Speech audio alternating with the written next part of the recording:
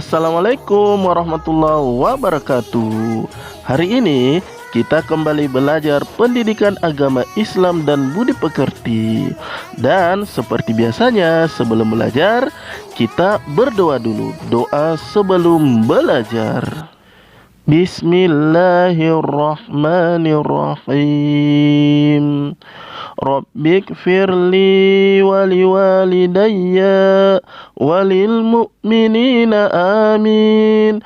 Rabbi shrah li sadri wa yassir li amri wahlul 'uqdatam min lisani yafqahu qawli. Amin.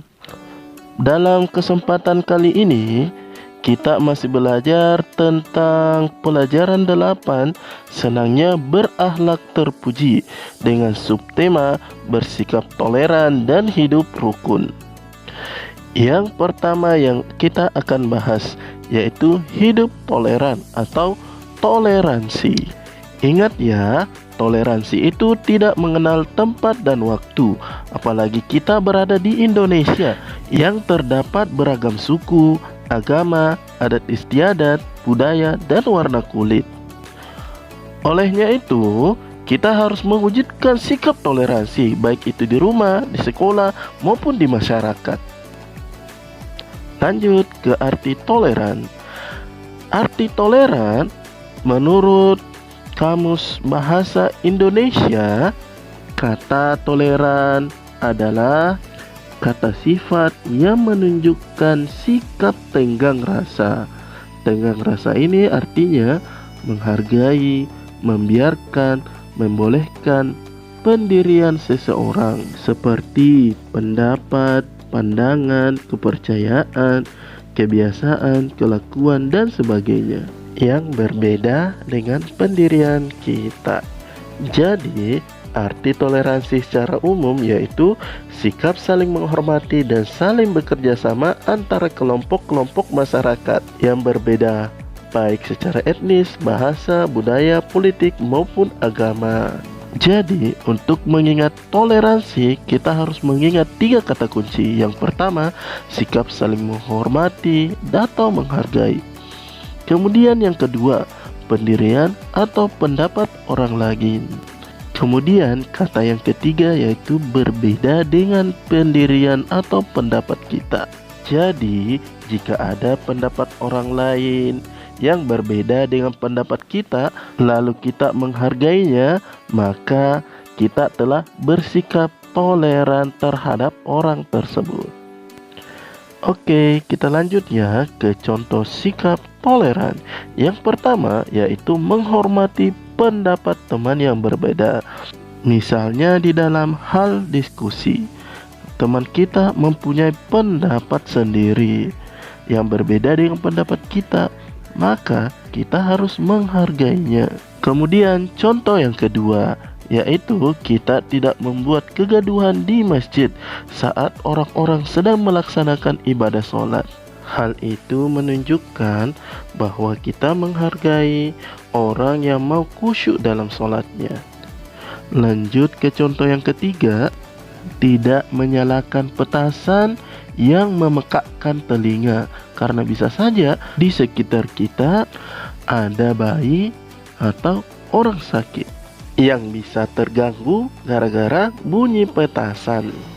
Kemudian contoh yang keempat yaitu kita tidak membuat keributan di kelas saat guru sedang menjelaskan, karena teman-teman kita lainnya butuh ketenangan sewaktu belajar. Contoh yang kelima, kita tidak boleh menghidupkan radio, HP, atau TV keras-keras sehingga mengganggu tetangga. Lanjut ke contoh berikutnya, kita tidak boleh main gitar, main gendang di saat para tetangga sedang istirahat. Kemudian contoh terakhir, kita tidak boleh mengejek kawan yang berbeda suku, warna kulit, dan agama. Kita lanjut ya ke manfaat sikap toleran. Di antaranya adalah yang pertama, mempererat tali persaudaraan.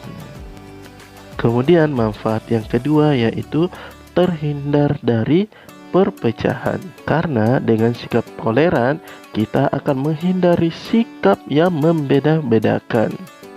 Manfaat yang ketiga yaitu keadaan lebih aman dan tentram antar masyarakat.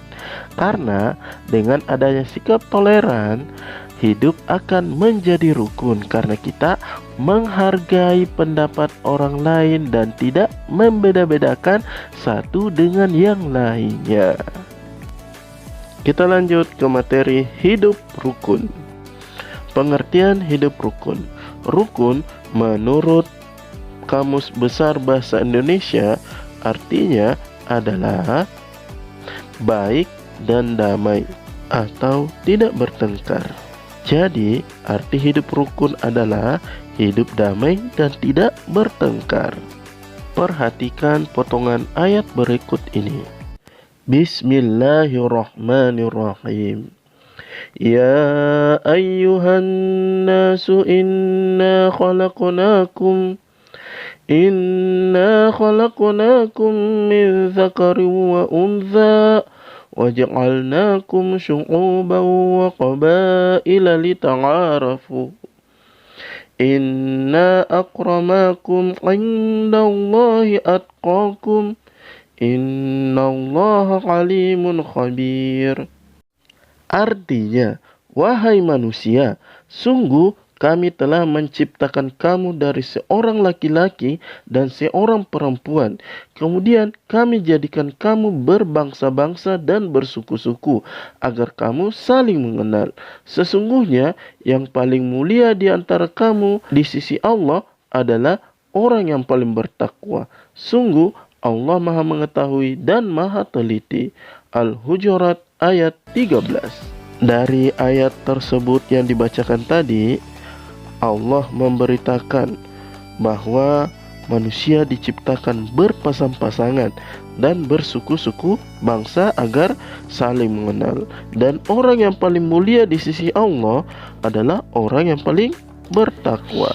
Ingat ya, kita hidup di dunia ini tidak sendiri dan selalu membutuhkan bantuan dari orang lain.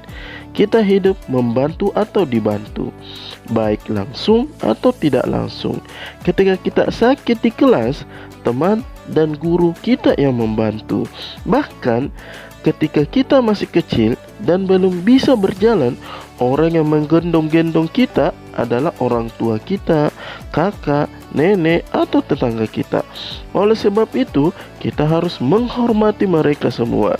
Jadi, sebagai anak yang soleh dalam bergaul dengan teman-teman atau orang lain, kita harus mendukung dan mengutamakan kerukunan. Sekarang kita memasuki contoh hidup rukun. Yang pertama yaitu berpikir sebelum berbicara. Setiap akan berbicara atau melakukan kegiatan harus diperhitungkan baik dan buruknya. Jadi jangan asal bicara ya. Selanjutnya contoh kedua yaitu menghargai orang lain, baik kepada orang tua, orang yang lebih tua, kakak adik, teman yang beragama lain, dan teman yang berasal dari daerah lain. Contoh selanjutnya yaitu berbicaralah yang baik, tidak dengan kata-kata yang kasar yang bisa membuat orang lain tersinggung, marah, atau sakit hati. Contoh yang terakhir yaitu mengutamakan kepentingan umum. Artinya dalam bertindak mengutamakan kepentingan orang banyak daripada kepentingan pribadi, atau dalam bertindak tidak egois yang mementingkan kepentingan dirinya saja. Kita lanjut ke materi terakhir yaitu tentang manfaat hidup rukun. Di antaranya mempererat tali persatuan. Dengan hidup rukun, kita bisa merasa saling memiliki, dan hal itulah yang mempererat tali persatuan kita sesama manusia. Kemudian contoh kedua yaitu kehidupan akan lebih harmonis. Karena dengan hidup rukun, saat seseorang mengalami kesusahan, maka yang lainnya senang akan membantunya. Sehingga dengan saling membantu tersebut akan melahirkan keharmonisan. Lanjut ke manfaat yang terakhir, keadaan akan lebih aman dan tentram antar masyarakat. Karena dengan hidup rukun, masyarakat akan saling menjaga dan tentunya akan menimbulkan rasa aman dan tentram. Sebagai kesimpulan untuk hari ini, sebagai anak muslim, kita harus mempunyai sikap toleran dan hidup rukun dengan cara menghargai orang lain dan selalu bekerja sama. Untuk hari ini, Ustaz cukupkan ya. Wassalamualaikum warahmatullahi wabarakatuh.